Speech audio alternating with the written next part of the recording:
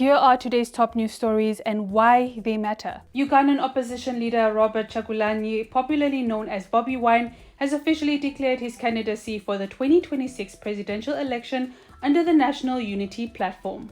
His announcement comes as President Yoweri Museveni, who has been in power since 1986, is seeking re-election, aiming to extend nearly 4 decades of authoritarian rule. Bobi Wine, who was runner-up in the 2021 election, described his renewed bid as part of an unfinished mission to liberate Uganda from political repression. Launching the hashtag #ProtestVote2026 campaign, he urged citizens to rally against the status quo. His declaration comes amid a broader crackdown on opposition figures. Last year, longtime Museveni critic Kizza Besigye was abducted from Kenya and now faces a treason trial in Uganda. Bobi Wine himself has been repeatedly arrested, while Museveni's son and presumed successor, General Muhoozi Kainerugaba, has issued threats against him on social media.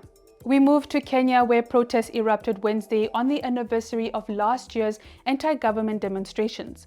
Crowds took to the streets to voice frustration with the current administration as memories of past unrest still linger. The atmosphere in Nairobi was tense, marked by both calls for change and the scars of previous confrontations. Our correspondent Andrew Wasike reports. The aftermath of Kenya's Gen Z protest is far from over. A day later, parts of Nairobi remain eerily quiet.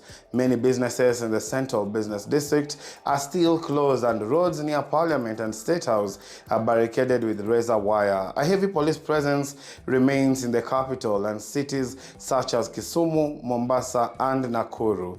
Human rights groups have taken legal action against the government, accusing it of banning protests and enabling police brutality. At least 16 people were killed and over 400 injured in Wednesday's crackdown, according to rights monitors. Amnesty International says many victims were shot by police. The Independent Policing Oversight Authority has launched investigations into officers accused of using live ammunition. With a decentralized tech-savvy youth movement gaining momentum, analysts say Kenya may be entering a new era of civic resistance, one that traditional political structures are struggling to contain.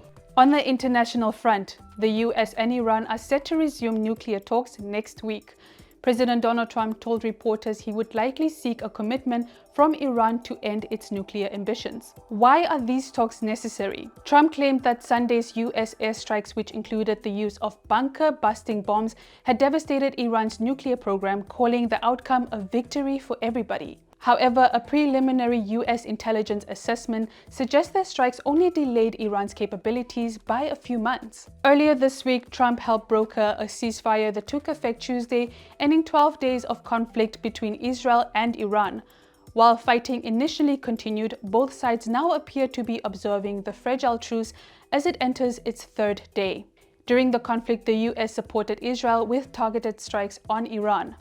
And that's all we had time for today. Don't forget to comment, like, share and subscribe to our channel DW Africa. I am Okeri Ngushinado.